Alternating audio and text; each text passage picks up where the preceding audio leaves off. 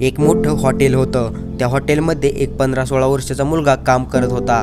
एकदा त्या हॉटेलमध्ये एक व्यक्ती नाश्ता करण्यासाठी आला होता।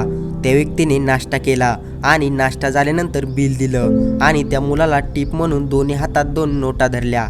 त्यामध्ये एक नोट 500 रुपयाची होती आणि दुसरी नोट 50 रुपयाची होती।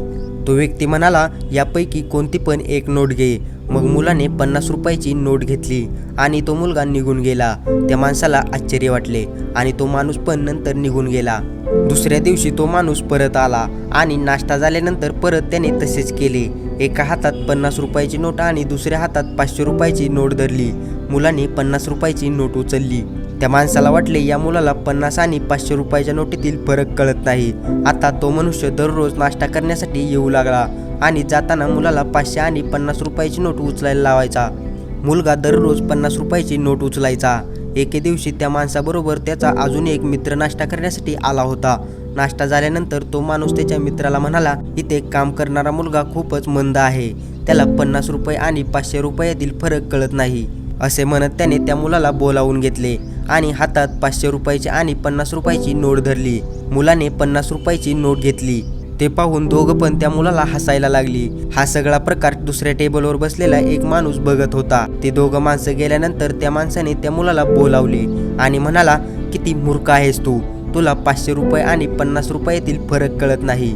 त्यावर मुलगा म्हणाला, हा माणूस दररोज माझी चेष्टा करण्यासाठी त्याच्या एका मित्राला घेऊन येतो आणि मला 500 रुपये आणि 50 रुपयाची नोट उचलायला सांगतो। मी दररोज 50 रुपयाची नोट उचलतो। ज्या दिवशी मी 500 रुपयाची नोट उचलेल ना, त्या दिवशी हा खेळ बंद होईल। आतापर्यंत मी 50 रुपयाची नोट उचलून 5000पेक्षा जास्त पैसे जमा केले आहेत। त्या माणसाला वाटत आहे की तो मला खेळवतोय, पण त्याला काय माहीत, इतक्या दिवस मी त्याला खेळवतोय।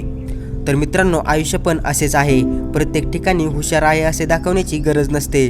जिथे हुशारी दाखवल्यावर आपला आनंद कमी होऊ शकतो, अशा ठिकाणी मूर्ख होणंच हुशारीचं काम असतं। मित्रांनो, याला एक म्हण देखील आहे, वेडा होऊन पेढा खाणं। आय होप मित्रांनो, मला या कथेच्या माध्यमातून जे काही सांगायचे होते ते तुम्हाला समजले असेल। तर मित्रांनो, व्हिडिओ कसा वाटला, काय वाटला, कॉमेंट्समध्ये जरूर सांगा। आणि अशाच आपल्या मराठी भाषेतून नवनवीन प्रेरणादायी कथा पाहण्यासाठी आपल्या इझी मोटिवेशन स्टोरीज या यूट्यूब चॅनलला सबस्क्राईब करा आणि नवनवीन व्हिडिओचे नोटिफिकेशन सर्वात आधी येण्यासाठी बेल आयकॉन प्रेस करा। तर चला भेटूया पुढच्या एका नवीन भन्नाट अशा व्हिडिओमध्ये। तोपर्यंत धन्यवाद।